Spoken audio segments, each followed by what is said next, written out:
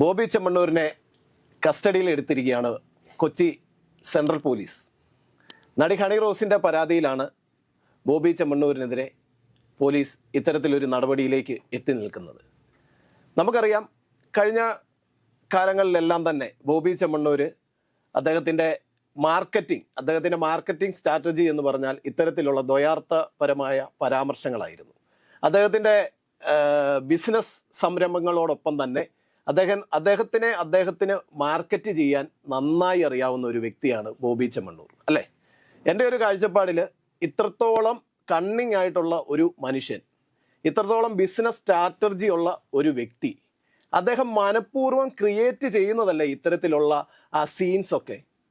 സമൂഹത്തിലെ പല മേഖലകളും നമ്മൾ എടുത്തു കഴിഞ്ഞാൽ ഇത്തരത്തിലുള്ള, അല്ലെങ്കിൽ നമ്മൾ ചിന്തിക്കും, ഒരു പ്രത്യേക തലത്തിലെത്തി നിൽക്കുന്ന ഒരു വ്യക്തി എന്തിനാണ് ഇത്തരത്തിൽ ഉള്ള ഒരു കുട്ടികളെ പോലെ അല്ലെങ്കിൽ ഇത്രത്തോളം ആളുകളിലേക്ക് ഇറങ്ങിച്ചെന്ന്, അല്ലെ, ഒരു വിവാദങ്ങളെ അറിഞ്ഞുകൊണ്ട് സ്വീകരിക്കുന്ന ഒരു വ്യക്തിയായിട്ടാണ് എനിക്ക് ബോബി ചെമ്മണ്ണൂരിനെ തോന്നിയിട്ടുള്ളത്. എന്താണ് താങ്കളുടെ ഒരു നിരീക്ഷണം?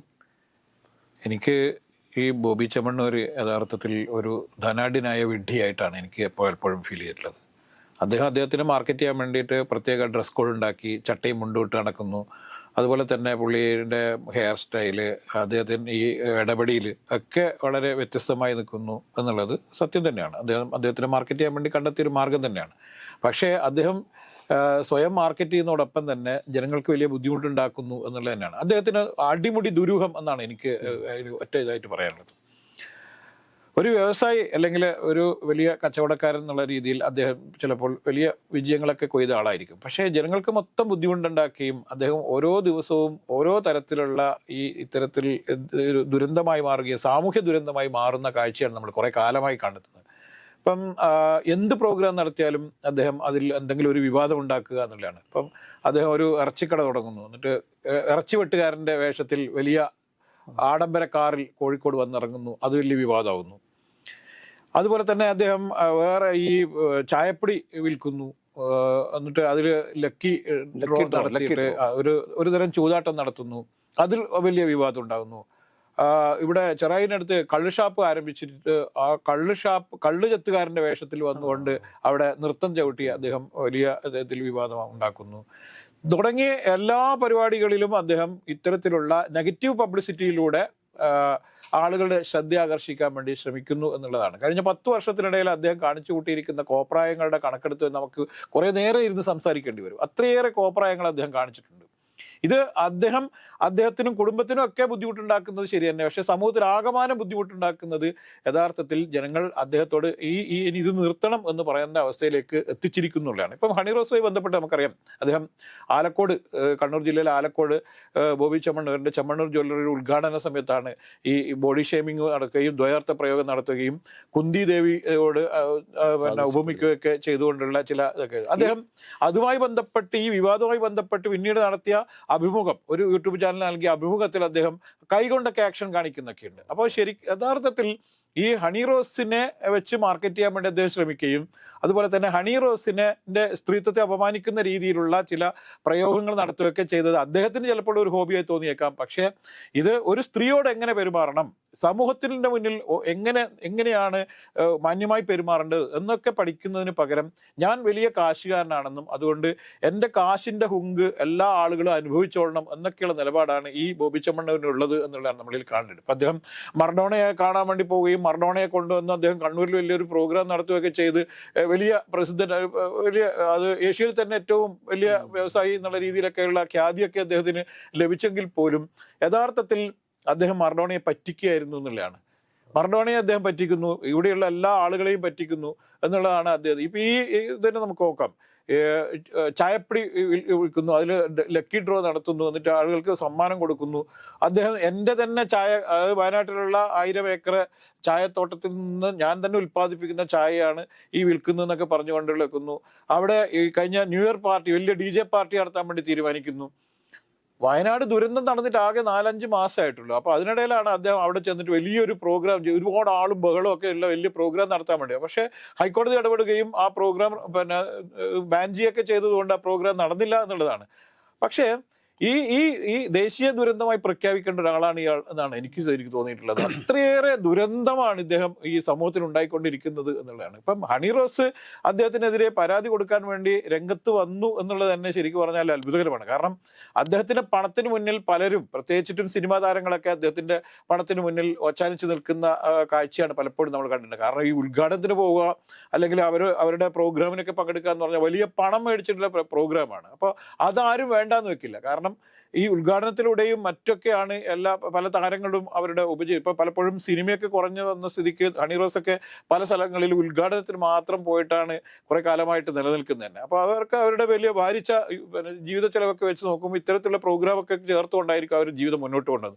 എന്നിട്ട് പോലും അവർ പറയുന്നത് സൈബർ ഇടങ്ങളിൽ അദ്ദേഹവും അദ്ദേഹത്തിന്റെ ആരാധകരും ചേർന്നുകൊണ്ട് നിരന്തരമായി സൈബർ ആക്രമണം നടത്തുന്നു. രക്ഷയില്ലാത്തൊരവസ്ഥ വന്നപ്പോഴാണ്, ഗതികെട്ട സമയത്താണ് ഞാൻ പരാതിയുമായിരുന്നു. ആദ്യം അദ്ദേഹത്തിന്റെ ഈ ബോബി ചെമ്മണ്ണിന്റെ പേര് പറയാനൊന്നും ഈ ഹണി റോസ് തയ്യാറായിരുന്നില്ല. പക്ഷെ ഒരു രക്ഷയില്ലാത്ത സമയത്താണ് അവർ ഈ സൈബർ ആക്രമണം രൂക്ഷമാവുകയും അദ്ദേഹത്തിന്റെ ആരാധകർ പോലും സൈബർ ആക്രമണമായി രംഗത്തിറങ്ങി 10-27 പേർക്കെതിരെയാണ് അവരിപ്പോൾ പരാതി കൊടുത്തിരിക്കുന്നത്.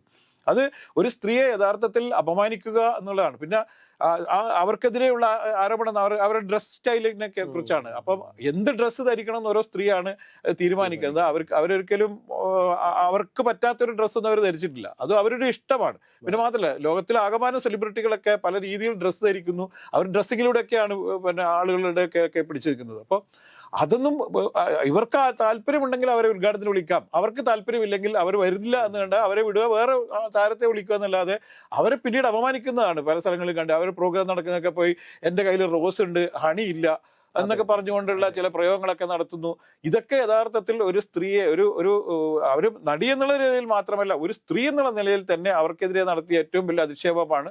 അതുകൊണ്ട് ഇപ്പോൾ പോലീസ് അറസ്റ്റ് ചെയ്തത് സമൂഹം മൊത്തത്തിൽ ഹണി റോസിന്റെ കൂടെയാണ് എന്നുള്ളൊരു ഇതിലേക്ക് വന്നതോടുകൂടിയാണ് പോലീസ് നിർബന്ധിക്കപ്പെടുകയാണ്. അല്ലെങ്കിൽ പോലീസ് യഥാർത്ഥത്തിൽ ഇദ്ദേഹത്തിനെതിരെ നടപടിയൊന്നും എടുക്കാൻ സാധ്യതയില്ലാത്തതായിരുന്നു. പക്ഷെ ഇദ്ദേഹത്തിന്റെ പണത്തിന്റെയൊക്കെ ഇതിൽ അദ്ദേഹം ചിലപ്പോൾ രക്ഷപ്പെട്ടേക്കും എന്നൊക്കെ കരുതിയാണ്. പക്ഷെ സമൂഹം ഒറ്റക്കെട്ടായി നിൽക്കുകയും ബോബി ചെമ്മണ്ണൂരിനെ കസ്റ്റഡിയിൽ എടുക്കാതെ വന്നാൽ പോലീസിനെതിരെ വലിയ രോഷമുണ്ടാവും എന്ന് കണ്ടതാണ്. പിന്നീട് കോടതിയിലൊക്കെ പോയി കഴിഞ്ഞാൽ കോടതിയുടെ അടുത്തൊന്നും വലിയ രീതിയിൽ പ്രതികരണങ്ങൾ ഉണ്ടാവും എന്നുള്ള ഭയന്നുകൊണ്ടാണ് പോലീസ് അദ്ദേഹത്തിന് ഇപ്പോൾ കസ്റ്റഡി എടുത്തിട്ടുണ്ട്. പക്ഷെ എങ്ങനെ പറഞ്ഞാലും ഈ പിന്നെ ധനാഢ്യനായ ഈ കോമാളി യഥാർത്ഥത്തിൽ സമൂഹത്തിന് വലിയ ബാധ്യതയാണെന്നുള്ളതാണ് എൻ്റെ അഭിപ്രായം.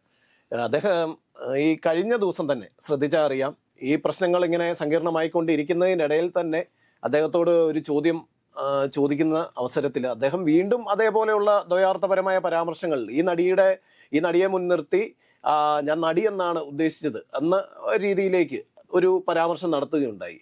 ഒട്ടും എന്താ പറയുക, നമ്മുടെ നീതിന്യായ വ്യവസ്ഥയോടോ അല്ലെങ്കിൽ നമ്മുടെ സമൂഹത്തോടോ യാതൊരു തരത്തിലുള്ള പ്രതിബദ്ധത ഇല്ലാത്ത കേവലം കച്ചവട കണ്ണുമായി നിൽക്കുന്ന ഒരു വ്യക്തി എന്ന നിലയിൽ മാത്രമാണ് ബോബി ചെമ്മണ്ണൂർ. അദ്ദേഹത്തിന്റെ എല്ലാ പ്രൊഡക്റ്റുകളും അല്ലെങ്കിൽ അദ്ദേഹം മുൻപോട്ട് കൊണ്ടുവന്ന ബിസിനസ് ആയിക്കോട്ടെ അല്ലെങ്കിൽ അദ്ദേഹം ബിസിനസ് ഏതര പ്രവർത്തനങ്ങളായിക്കോട്ടെ, ഇതിലെല്ലാം അദ്ദേഹം കൊണ്ടുവരുന്ന ഒരു ലൈനപ്പ് ഉണ്ട്.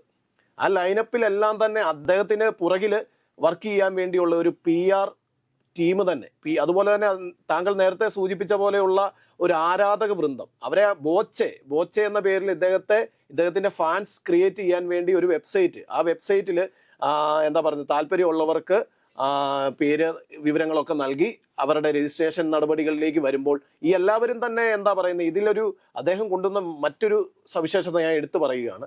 ഈ ആരാധക വൃന്ദം ഉണ്ടാകുന്നത് എങ്ങനെയാണെന്ന് ചോദിച്ചു കഴിഞ്ഞാൽ, ഇത്തരം ആ രജിസ്ട്രേഷനുകൾ ചെയ്യുമ്പോൾ ഓട്ടോമാറ്റിക്കായിട്ട് ഈ ചെയ്യുന്ന വ്യക്തിക്ക് എന്തെങ്കിലും നേട്ടം ഉണ്ടാകുന്നു. ഇപ്പം നേരത്തെ താങ്കൾ സൂചിപ്പിച്ച പോലെ ഈ ചായയുടെ ലക്കി ഡ്രോ കൂപ്പൺ, അപ്പം ഈ വരുന്നവര് സത്യത്തിൽ ഇദ്ദേഹത്തിനോടുള്ള ആരാധന കൊണ്ട് മാത്രം കടന്നു വരുന്നവരല്ല.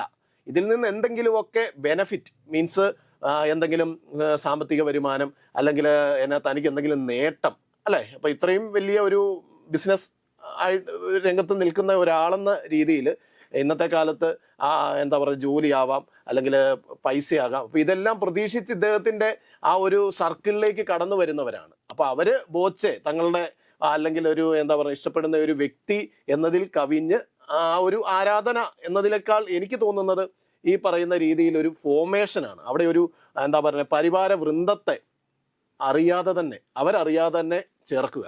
അപ്പൊ ഈ കടന്നു വരുന്ന ആളുകൾ എന്താ പറയുക സൈബർ ഇടങ്ങളിലും മറ്റും ഈ എന്നാ ഇദ്ദേഹത്തെ അനുകൂലിച്ചും അല്ല ഇദ്ദേഹത്തിന്റെ അഭിപ്രായങ്ങളെ മാനിച്ചും ഒക്കെ അവരുടെ അഭിപ്രായങ്ങൾ രേഖപ്പെടുത്തുന്നു. അതുപോലെ തന്നെ ഇദ്ദേഹം മറ്റൊരു കാര്യം എടുത്തു പറയേണ്ടതുണ്ട്. ഇത്തരം വിവാദങ്ങളൊക്കെ ഉണ്ടാവുമ്പോഴും അദ്ദേഹത്തിന്റെ ഇടപെടലുകൾ നേരത്തെ താങ്കൾ സൂചിപ്പിച്ച പോലെ മുൻപ് വയനാടിന്റെ പ്രശ്നങ്ങൾ വരുന്നു, അതിന്റെ ഇടയ്ക്ക് ഒരു പ്രവാസി കുടുങ്ങിക്കിടന്നപ്പോൾ അദ്ദേഹത്തിനെ നാട്ടിലേക്ക് കൊണ്ടുവരുവാൻ വേണ്ടിയുള്ള ആ ഒരു ഇതില് അദ്ദേഹം അതിലെ വന്ന ആ രീതി, അതായത് ചുരുക്കം പറഞ്ഞു കഴിഞ്ഞാൽ ഒരു എന്താ പറഞ്ഞ എല്ലാ ആളുകളും കൈകോർത്ത് ഒരുമിച്ച് ഈ ഒരു കാര്യം ഏറ്റെടുക്കുമ്പോൾ എവിടെ നിന്നോ വന്ന് പെട്ടെന്ന് ആ ഒരു എന്താ പറയുക അതിന്റെ ആ ഒരു കീ റോള് അല്ലെങ്കിൽ അതിന്റെ ഒരു ഡ്രൈവിംഗ് സീറ്റിലേക്ക് അദ്ദേഹം കയറി വരുന്നത് കാണാം. അപ്പൊ അത് തന്നെയാണ് അദ്ദേഹത്തിന്റെ ബാക്കിയുള്ള ആ പ്രവർത്തന മേഖലകളിലെല്ലാം തന്നെ വരുന്നത്. അദ്ദേഹത്തിന് എങ്ങനെ അത് കൈകാര്യം ചെയ്യാം, അല്ലെ എങ്ങനെ അദ്ദേഹത്തിന് എവിടെ എന്ത് ചെയ്യാം എന്നത്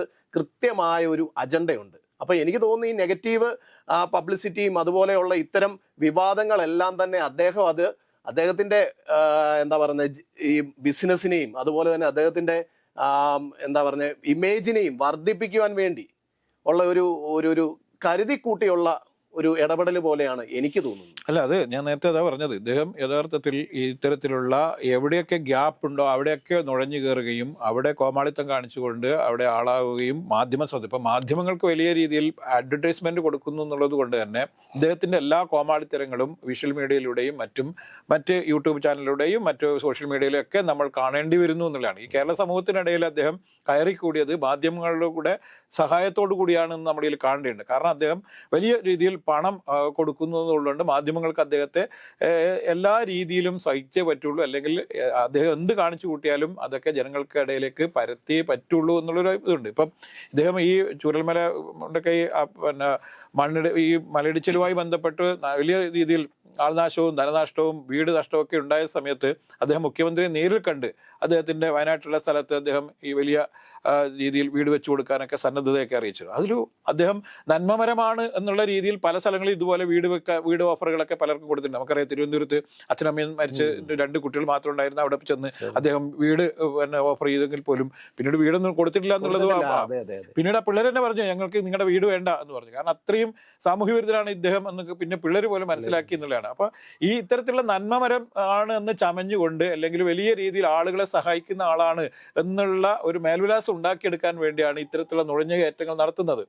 ഇതിന്റെ പേരിൽ അദ്ദേഹം വലിയ രീതിയിൽ ബിസിനസ് നടത്തുന്നു. ഇപ്പം ഈ ബോച്ചേട്ടി എന്ന് പറയുന്ന സാധനവും കോഴിക്കോട്ടുകാരനായ ഒരാൾ ജയിലിൽ കിടന്ന ഒരാളിനെ സഹായിക്കാൻ വേണ്ടിയിട്ടാണ് എന്നൊക്കെ പറഞ്ഞ് അദ്ദേഹത്തിന് ഈ ബ്ലഡ് മണി കൊടുക്കാൻ വേണ്ടിയിട്ടുള്ള സഹായം എന്നൊക്കെ പറഞ്ഞ് തുടങ്ങിയാണ്. പക്ഷെ ഇപ്പം യഥാർത്ഥത്തിൽ ഈ നിയമവിരുദ്ധമായ ഒരു ബിസിനസ്സാണ് അദ്ദേഹം ഈ ബോച്ചേട്ടിയിലൂടെ നടത്തുന്നത് നമ്മളിൽ കാണേണ്ടത്. കാരണം ഇതൊരു സമാന്തരമായി നടത്തുന്ന ഒരു ലോട്ടറി സംവിധാനമാണ്. ഇപ്പൊ കേരളത്തിലെ സർക്കാരിനല്ലാത്ത മറ്റൊരാൾക്കും ഇത്തരത്തിലുള്ള ഈ സമാന്തര ലോട്ടറി സംവിധാനങ്ങൾ നടക്കാൻ പറ്റില്ല. ഇതൊരു പണം കുറെ ആളുകളുടെ കയ്യിൽ പണം മേടിച്ച് അവർക്ക് സമ്മാനത്തുക നൽകുന്നു എന്നൊക്കെ പറയുന്നത് അനധികൃതമായിട്ടുള്ള ഒരു സംവിധാനമാണ് എന്ന് എല്ലാവർക്കും അറിയാം. പക്ഷെ അദ്ദേഹത്തിന്റെ വലിയ പണക്കാരനായതുകൊണ്ടും വലിയ ബിസിനസ്സുകാരനൊക്കെ ആയതുകൊണ്ട് അദ്ദേഹത്തെ ഒന്ന് നിയന്ത്രിക്കാൻ വേണ്ടി കേരള സർക്കാരോ അല്ലെങ്കിൽ മറ്റ് അധികൃതരോ പോലീസോ ഒന്നും തയ്യാറാവുന്നില്ല എന്നുള്ളതാണ്. ഇപ്പൊ ഈ ഒരു വിഷയമായതുകൊണ്ടാണ് ഇത് ഏതാണ്ട് 1 വർഷം തടവും അതുപോലെ തന്നെ വലിയ തുക പിഴയൊക്കെ കൊടുക്കേണ്ടി വരുന്ന ഒരു കേസാണ് എന്നുള്ളത് കൊണ്ട് മാത്രമാണ് പോലീസിന് ഇനി വേറെ രക്ഷയില്ല. കാരണം ഇത് കോടതി ഇടപെടുന്നതിന് മുന്നിൽ തന്നെ പോലീസ് നടപടി സ്വീകരിച്ചില്ലെങ്കിൽ വലിയ ബുദ്ധിമുട്ടാവും എന്നുള്ളത് കൊണ്ട് സർക്കാരിന് നാണക്കേടാവും, മറ്റുള്ളവർക്ക് നാണക്കേടാവും, പോലീസ് ആഭ്യന്തര വകുപ്പിന് നാണക്കേടാവും എന്നൊക്കെ കൊണ്ടാണ് മാത്രമാണ് ഈ ഇദ്ദേഹത്തെ കസ്റ്റഡിയിലെടുക്കുന്നത്. അപ്പം ഈ രീതിയിൽ വലിയ രീതിയിൽ അദ്ദേഹം സമൂഹത്തിന് ബാധ്യതയായി മാറിക്കഴിഞ്ഞു. അദ്ദേഹത്തെ നിയന്ത്രിക്കേണ്ട കാലം നേരത്തെ തന്നെ കഴിഞ്ഞിരുന്നു. അപ്പോൾ എല്ലാ തരത്തിലും ശിക്ഷ ലഭിക്കുന്ന രീതിയിൽ തന്നെ പോലീസ് ഈ നടി എന്തായാലും ഈ പരാതിയുമായി മുന്നോട്ട് പോകും എന്ന് തന്നെയാണ് ഇന്ന് പ്രതികരിച്ചിരിക്കുന്നത്. അതുകൊണ്ട് നടി വളരെ കൃത്യമായി ഈ കേസുമായി മുന്നോട്ട് പോവുകയാണെങ്കിൽ അദ്ദേഹത്തിന് വലിയ പണക്കാരനാണ് എന്നുള്ളതൊക്കെ പറയുമ്പോഴും ചില സമയങ്ങളിൽ പണക്കാരനും നിയമത്തിനൊക്കെ കീഴടങ്ങേണ്ടി വരും. അതുകൊണ്ട് അദ്ദേഹം ഒരു വർഷമെങ്കിലും അഴിക്കുള്ളിൽ കിടക്കുകയാണെങ്കിൽ അത് അദ്ദേഹത്തിനെ തിരുത്താൻ വേണ്ടി സഹായിക്കും എന്നുള്ളതാണ് എൻ്റെ അഭിപ്രായം. മാത്രമല്ല സമൂഹത്തിന് യഥാർത്ഥത്തിൽ കുറച്ചും കൂടി വലിയ സന്ദേശമായിരിക്കും അങ്ങനെ ഒരു നടപടി ഉണ്ടായവർക്ക്. കാരണം ഇത്തരത്തിൽ പണമുള്ളവൻ എന്തും ചെയ്യാം, അല്ലെങ്കിൽ എന്ത് കോപ്രായവും ചെയ്യാമെന്ന് ആരെയും അധിക്ഷേപിക്കാം, അത് സ്ത്രീകളെയും ആരെയും അധിക്ഷേപിക്കാം എന്നുള്ള നിലയിലേക്ക് മറ്റുള്ളവരും വരാതിരിക്കാൻ വേണ്ടിയുള്ള ഒരു പ്രിക്കോഷൻസ് കൂടിയാണ്. അതുകൊണ്ട് സമൂഹത്തിന് യഥാർത്ഥത്തിൽ വലിയ രീതിയിൽ ഇദ്ദേഹത്തെ മാറ്റി നിർത്തേണ്ടതുണ്ട് എന്നുള്ളത് തന്നെയാണ് എനിക്ക് ഈ അഭിപ്രായം. ബോച്ചയെ പോലുള്ള പമ്പര വെട്ടികളായ ആളുകളെ നിലയ്ക്ക് നിർത്തേണ്ടത് പോലീസിൻ്റെയും നിയമ സംവിധാനത്തിൻ്റെയും ആവശ്യകത തന്നെയാണെന്ന് ഓർമ്മപ്പെടുത്തിക്കൊണ്ട് നിർത്തുന്നു. നന്ദി, നമസ്കാരം.